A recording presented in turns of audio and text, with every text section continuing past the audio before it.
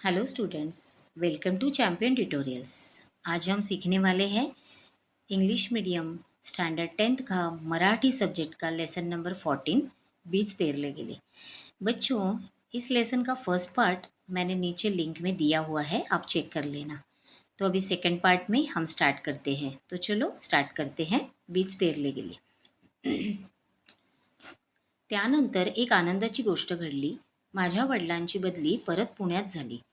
माझ्या आईवडिलांना YMCAमधील खेळाडूंकडून माझ्या खेळाबाबत स्तुतिपर उद्गार ऐकू येऊ लागले आणि ते ऐकून त्यांना आनंद वाटे। तो हमने देखा था पिछले पार्ट में कि ऑथर पुणे में शिफ्ट हुए थे, लेकिन अपने माँ बाप के साथ नहीं रह रहे थे तभी, क्योंकि उनके पिताजी की ट्रांसफ़र कहीं और हुई थी। तो इस बार क्या हुआ, उन्होंने बोला कि इस बार गुड न्यूज़ थी, क्योंकि उनके पिताजी की मतलब ट्रांसफ़र वापस पुणे में हो चुकी थी। तो अभी उन्हें अपने माँ पिताजी के साथ, अपनी फैमिली के साथ वापस पुणे में रहने का मौका मिला था। माझ्या आईवडिलांना YMCAमधील खेळाडूंकडून मतलब उनके माँ पिताजी को जब ये पता चला, मतलब YMCA जो ग्रुप था उनका क्रिकेट का, तो उन सारे जो क्रिकेट का जो ग्रुप है उन सारे मेंबर्स थ्रू उनको पता चला था कि इनका बेटा मतलब ऑथर बहुत ही अच्छी तरह से क्रिकेट खेलते हैं, गेम में इंटरेस्टेड रहते हैं। तो ये सब उन्हें सुन के, अपने बेटे के बारे में जो भी प्रशंसा सुन के उन्हें बहुत ही खुशी हो रही थी। माझे वडील स्वतः व्हॉलीबॉल चॅम्पियन होते, त्यामुळे ते मला नेहमी खेळामध्ये प्रोत्साहन देत। ऑथर के खुद के पिता वॉलीबॉल चैम्पियन थे, इसीलिए स्पोर्ट्स के लिए उन्होंने कभी ही अपने बेटे को रोका नहीं, उन्हें हमेशा अप्रिशिएट किया है और उन्हें सपोर्ट करते रहे। एकदा दुपारी त्यांचा जेवणाचा डबा घेऊन गेलो असताना त्यांनी मला दुकानात नेलं आणि 6 रुपयामध्ये एक जुनी बॅट विकत घेऊन दिली। उन्होंने क्या कहा है कि एक बार वो अपने पिताजी को दोपहर के लिए टिफ़िन बॉक्स लेके गए, तब उनके पिताजी ने उन्हें एक शॉप में जाके एक सेकेंड हैंड बैट दिलवाई। वो कितने रुपीज़ की थी, 6 रुपीज़ की थी। तभी के ज़माने में, जैसे उन्होंने बोला है कि बहुत ही मिडिल क्लास से भी नीचे उनकी कंडीशन थी कि वो अफोर्ड नहीं कर पा रहे थे। तो कम से कम उनके पिताजी ने उनका जो गेम देख के, वो अच्छे खेल रहे हैं, उन्हें सपोर्ट करने के लिए उन्हें एक नई मतलब एक सेकंड हँड बॅट लेके दी। ती बॅट बघून माझा आनंद गगनात मावेना। वो देख के बहुत बहुत ज़्यादा खुशी हुई उन्हें।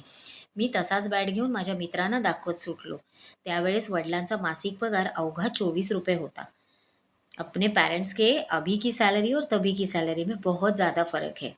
तो उनके पिताजी की सैलरी तभी ओनली मंथली ओनली 24 रुपीज़ थी, फिर भी उन्होंने अपने बेटे की खुशी के लिए उसे एक सेकंड हैंड बैट लेके दी थी और ऑथर भी बहुत खुश हुए थे।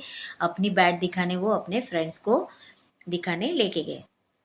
माझे वडील अभ्यास आणि शाळेबाबतीत फार कडक होते। हर पेरेंट्स को लगता है ना बच्चों के अपने बच्चे बहुत अच्छे तरीके से पढ़े लिखे कुछ बने, तो वैसे भी जो पहले के पेरेंट्स थे वो तो बहुत ज़्यादा स्ट्रिक्ट रहा करते थे। तो ऑथर के भी पिताजी पढ़ाई के बारे में, स्कूल के बारे में बहुत ज़्यादा पर्टिक्युलर थे, बहुत ज़्यादा स्ट्रिक्ट थे। एकदा मी शाळा चुकून ग्राउंडवर क्रिकेटचा एक मित्रत्वाचा सामना बघत होतो। वडील घरी आले तेव्हा त्यांनी मला पाहिले आणि संतापाने छड्या मारत शाळेत नेऊन बसवले। मतलब उन्होंने एक बार क्रिकेट मैच देखने के लिए स्कूल बंक की थी, लेकिन इनके पिताजी को वो बिल्कुल पसंद नहीं आया और ऐसा करना भी नहीं चाहिए बच्चों। स्कूल है, डिसिप्लिन में रहना है, स्कूल बंक नहीं करना है। तो उन्होंने बंक की थी, लेकिन पिताजी ने उन्हें उसके लिए बहुत ज़्यादा मार पड़ी थी। तो उस दिन से उन्होंने कभी ज़िंदगी में कभी भी स्कूल बंक नहीं की। 1945 साली भारतात ऑस्ट्रेलियन सर्व्हिसेसचा एक संघ पुण्यात आला होता। मतलब 1945 में इंडिया में ऑस्ट्रेलियन सर्विस का एक क्रिकेट मैच का ग्रुप आया था, जो पुणे में खेलने के लिए आया था। पुणे क्लबच्या ग्राउंडवर एक मैच झाली। मतलब पुणे में जो ग्राउंड उनके पास था, जहाँ पे ऑथर प्रैक्टिस करते थे, तो उसी ग्राउंड पे उनकी एक मैच होने वाली थी। वो ऑस्ट्रेलियन सर्व्हिस का एक ग्रुप था। या सामन्याला अर्थात तिकीट होते आणि मैदानात गोलाकार कनात घालण्यात आली होती। मतलब इस मैच को फ्री में नहीं रखी थी ये मैच, ये टिकट लगा के होने वाली थी मैच। तो उसे पे करना पड़ना था, मतलब जो भी मैच देखने जाएगा जैसे अभी होता है तो उसको टिकट रखा हुआ था और पूरा ग्राउंड को पूरा कवर किया हुआ था। तो अभी ऑथर को ऐसे हुआ था कि अभी मैच कैसे देखे, क्योंकि उनके पास काफ़ी ऐसे पैसे भी नहीं थे टिकट्स खरीदने के लिए। तो उन्हें अभी ऐसा हो रहा था मन में कि मैं ये मैच कैसे भी करके देखनी तो है, लेकिन कैसे देखनी है। आज जाण्याचे सर्व मार्ग बंद होते, ही मॅच तर पाहायलाच पाहिजे होती, ती पण फुकटात, म्हणून माझी धडपड सुरू झाली. सुदैवाने हा प्रश्न ग्राउंडच्या बाजूला असलेल्या एका मोठ्या झाडाने सोडवला. मतलब उन्हें मैच तो देखनी थी और फ्री में देखनी थी, तो उनका प्रॉब्लम कैसे सॉल्व हुआ कि उसी ग्राउंड के साइड में एक बड़ा पेड़ था. तो त्याच झाडावर आम्ही सगळ्यांनी, माझ्या काही मित्रांसहित झाडावर बसून आम्ही दिवसभर मॅच पाहत होतो आणि अजूनही वाटतं की ती पुन्हा एकदा तसंच झाडावर चढावं आणि तिथून मनसोक्त मैच बघावी. तो इन लोगों ने कैसे मैच देखी बच्चों? लंबे पेड़ पे चढ़ के सारा ग्रुप पेड़ पे चढ़ के बैठा और उन्होंने वो मैच देखी. आज ही ऑथर बोलते हैं कि आज पण मला वाटतं, आज भी उन्हें ऐसा फील होता है कि वही पेड़ अपने दोस्तों के साथ उसी पेड़ पर चढ़ के कोई मैच हम देखे, इतनी इच्छा उनकी होती है. मी आणि माझे मित्र मॅचचे वर्णन करत आमच्या बुद्धीप्रमाणे जोरजोरात हातवारे करत इतरांना ऐकवत असू. दिवसाचा खेळ झाल्यावर कोणी झेल कसा घेतला, कसा सोडला, दांडी कशी उडाली, चौकार कसा मारला याची रसभरीत चर्चा करत आम्ही रस्त्याने चालत चालत घरी जाऊ. अभी बच्चों देखो, फ्रेंड्स में हम लोग सारी बातें करते कि आज की मैच कैसी हुई, तो हम लोग भी करते हैं, आप लोग भी करते होंगे. तो इस तरीके से ऑथर भी अपने दोस्तों के साथ इसकी चर्चा करते थे कि आज मैच कैसी हुई, कौन आउट हुआ, किसने फोर मारा, कौन रन आउट हुआ, कितने रन किसने निकाले, कौन अच्छा खेला. तो इस तरीके से बातें करते करते वो लोग अपने घर चले जाते थे. ही मॅच पाहिल्यावर त्या मॅचचा माझ्या मनावर फारच परिणाम झाला. विशेषतः मॅच संपल्यावर खेळाडूंच्या स्वाक्षऱ्या घेण्यासाठी जी झिम्मड उडते तेव्हाचे दृष्ट माझ्या काळजात भिडले. स्वाक्षरी मतलब क्या? सिग्नेचर मतलब ऑटोग्राफ. तो आपने तो देखा है ना, बहुत लोगों को आदत रहती है, क्रेज़ रहता है कि अगर मैच हम देखने भी जाएंगे तो अगर कोई क्रिकेटर दिखा हमें तो उसकी साइन लेनी है, उसका ऑटोग्राफ लेना है. तो ये एक अलग हमारा पैशन रहता है कि नहीं, हमें मिलना है किसी से, ठीक है ना. तो ऑथर ने ये सब जो देखा ना, तो उन्हें वो देख के बहुत बहुत ज़्यादा अच्छा लगा. ये सारी चीज़ें उनके मन में जाके बस गई कि कितना अच्छा लगता है कोई क्रिकेट खेलता है, फिर वो जो उनके साइड में सारा क्राउड जमा होता है, फिर उनका ऑटोग्राफ लेना है. तो वो सारी चीज़ें ऑथर के मन में जाके बस गई. उन्हें ये सारी चीज़ें बहुत बहुत ज़्यादा अच्छी लगी. इतना फेमस होना और इसके बाद हमें ऑटोग्राफ लेना है, देना है, सबको देखना है, वो सारी चीज़ें उन्हें बहुत बहुत अच्छी लगने लगी. उन्होंने वो सब देखा, सगळा सोहळा पाहून माझ्या मनात आलं की आपण पण एक दिवस मोठे खिलाड़ू व्हावे. ऑथर को भी ऐसे ही लगा कि ये सब चीज़ें देख के ऐसा लग रहा है कि मैं भी इनके जैसा बड़ा हो जाऊं और मैं भी ऐसे ऑटोग्राफ सबको दे सकूं. काही जण ऑटोग्राफ देत होते आनंदाने आणि काही जण नाकारत होते. मतलब कुछ कुछ जो स्पोर्ट्समैन है वो ऑटोग्राफ खुशी से दे रहे थे और कुछ कुछ ऑटोग्राफ नहीं दे रहे थे. माझ्याही भोवती अशीच गर्दी होईल बस तेव्हापासून स्वाक्षरीच्या तालमीला माझी सुरुवात झाली.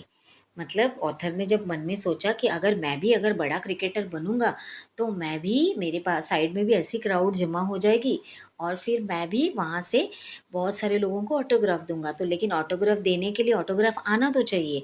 तो क्या किया ऑथर ने? ऑटोग्राफ लिखने की प्रैक्टिस की. मतलब ऑटोग्राफ किस तरीके से अच्छा लगेगा इसकी प्रैक्टिस उन्होंने स्टार्ट कर दी. विशेष म्हणजे वर्गात गणिताच्या तासाला वहीची अनेक पाने माझ्या स्वाक्षरीने भरू लागली.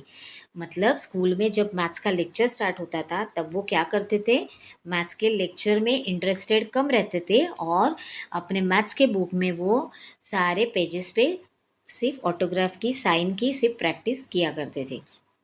जर चुकून माकून शिक्षकांचे माझ्याकडे लक्ष गेले तर मला प्रश्न विचारला तर ते माझ्या तोंडातून हाऊस दॅट असं उत्तर बाहेर पडे. मतलब जब कभी अगर मैथ्स टीचर ने कुछ क्वेश्चन अगर मैथ्स के लेक्चर के दरमियान पूछा तो उनका ध्यान नहीं रहता था, वो तो साइन करने में लगे रहते थे. तो उनके मुंह से क्या निकलता था? हाउस दैट, ऐसा आंसर बाहर आता था. और इस तरीके का आंसर सुन के सारा क्लास उन पे, सारे फ्रेंड्स उन पे बहुत हंसा करते थे. ते उद्गार ऐकून वर्गात एकच हशाहोई मतलब उन पे सारे लोग हंसते थे इसी वजह से।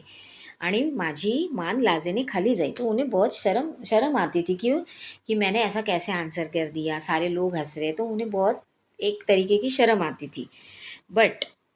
पण हीच लाजेने घातलेली मान जेव्हा मी थोड्या दिवसांनी आंतरशालेय सामन्यात 100 धावा केल्या, तेव्हा सगळ्यांच्या डोळ्यात कौतुकाचे भाव पाहण्यासाठी अभिमानाने वर झाली।